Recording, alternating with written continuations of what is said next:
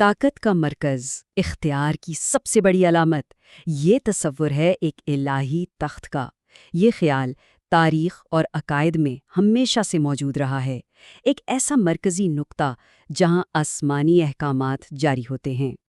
لیکن سوال یہ ہے کہ خدا کا تخت آخر ہے کیا؟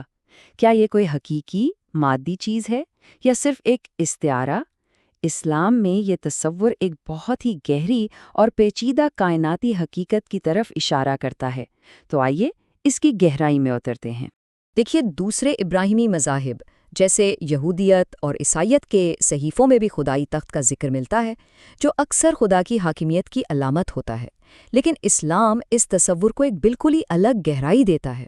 اسلامی کائناتی نظریے میں خدائی تخت، جسے عرش کہا جاتا ہے، خدا کی تمام مخلوقات میں سب سے عظیم سمجھا جاتا ہے۔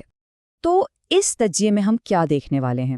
سب سے پہلے ہم عرش اور کرسی کے کائناتی خاکے کو سمجھیں گے، پھر یہ جانیں گے کہ اسے ایک زندہ وجود کیوں مانا جاتا ہے۔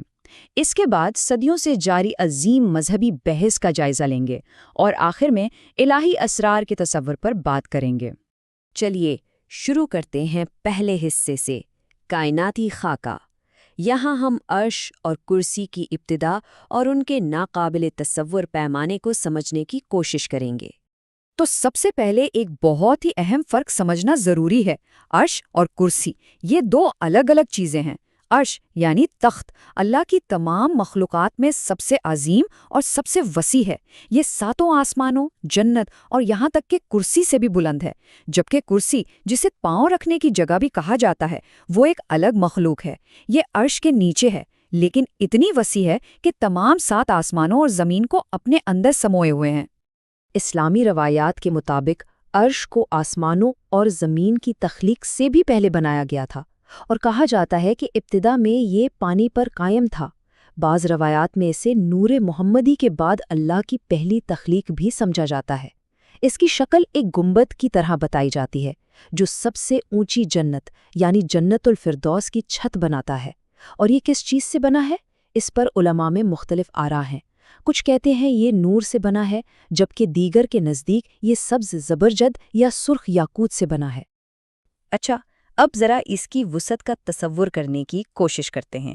آئیے پہلے کرسی کے ناقابل تصور پیمانے سے شروع کرتے ہیں۔ ایک مشہور تشبیہ ہے جو اس کی وسعت کو سمجھانے میں بہت مدد دیتی ہے۔ کہا جاتا ہے کہ 7 آسمان کرسی کے مقابلے میں ایسے ہیں جیسے ایک بہت بڑے صحرا میں ایک انگوٹھی پھینک دی گئی ہو۔ ذرا اس پر غور کریں۔ ہماری پوری معلوم کائنات، تمام کہکشائیں، ستارے، سیارے، سب کچھ اس وسیع صحرا میں پڑی ایک چھوٹی سی انگوٹھی کی طرح ہے۔ تو اگر کرسی اتنی وسیع ہے تو پھر عرش کا پیمانہ کیا ہوگا، جو کرسی سے بھی کہیں زیادہ بڑا ہے؟ وہی تشبیہ آگے بڑھتی ہے، اور یہ نقطہ تو واقعی ذہن کو حیران کر دیتا ہے کہ عرش کی عظمت کرسی کے مقابلے میں ایسی ہے جیسے اس صحرا کی عظمت اس چھوٹی سی انگوٹھی کے مقابلے میں ہو۔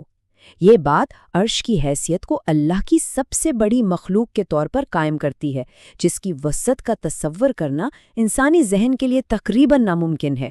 لیکن عرش کی وسعت ہی اس کا واحد حیران کن پہلو نہیں ہے۔ اسلامی روایات میں عرش صرف ایک بہت بڑا بے جان وجود نہیں ہے، بلکہ اسے ایک زندہ اور رد عمل ظاہر کرنے والا وجود بھی کہا گیا ہے۔ روایات کے مطابق عرش کو 4 عظیم فرشتے اٹھائے ہوئے ہیں، جو ہر وقت اللہ کی حمد و ثنا میں مصروف رہتے ہیں، اور قیامت کے دن ان کی تعداد بڑھ کر 8 ہو جائے گی۔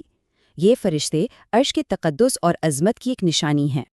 اور جو بات واقعی بہت دلچسپ ہے وہ یہ ہے کہ عرش کو ایک ایسی مخلوق کے طور پر بیان کیا گیا ہے جو زمین پر ہونے والے انسانی اعمال پر رد عمل بھی ظاہر کرتا ہے۔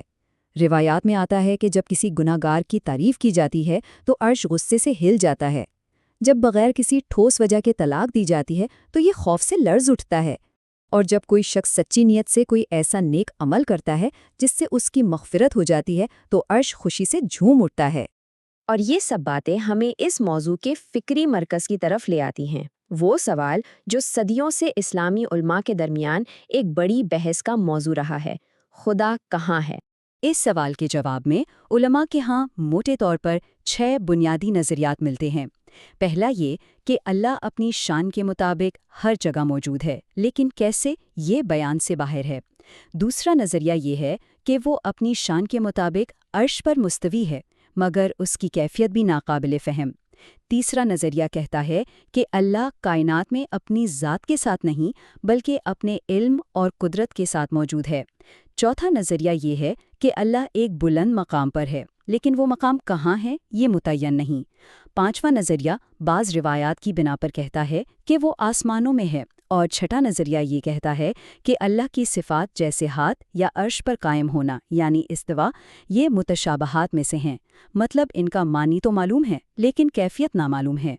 اس گہری علمی بحث سے نکل کر اب ہم اس نتیجے پر پہنچتے ہیں جو اس موضوع پر زیادہ تر علماء کا موقف رہا ہے، یعنی الہی اسرار کو قبول کرنا اور غیب پر ایمان لانا۔ جو مرکزی اسلامی عقیدہ ہے وہ اس بات پر زور دیتا ہے کہ ان معاملات کے کیسے میں نہ پڑا جائے۔ یہ چیزیں غائب کا حصہ ہیں، یعنی وہ حقیقتیں جو انسانی فہم اور حواس سے بالاتر ہیں۔ امام مالک کا ایک بہت ہی مشہور قول اس پورے نقطۂ نظر کا بہترین خلاصہ کرتا ہے۔ وہ فرماتے ہیں، استوا نامعلوم نہیں، کیسے؟ ناقابل فہم ہے، اس پر ایمان لانا واجب ہے اور اس کے بارے میں سوال کرنا بدعت ہے۔ یہ قول عقل کی حدود کو تسلیم کرتے ہوئے ایمان کی اہمیت پر زور دیتا ہے۔ اور یہ ہمیں ایک بنیادی سوال پر چھوڑ جاتا ہے کہ عقلی تفہیم کی جستجو کو اس چیز پر ایمان کے ساتھ کیسے متوازن کیا جا سکتا ہے جو سمجھ سے بالاتر ہو۔ یہ وہ نازک توازن ہے جس کے ساتھ اہل ایمان صدیوں سے نبرد آزما رہے ہیں۔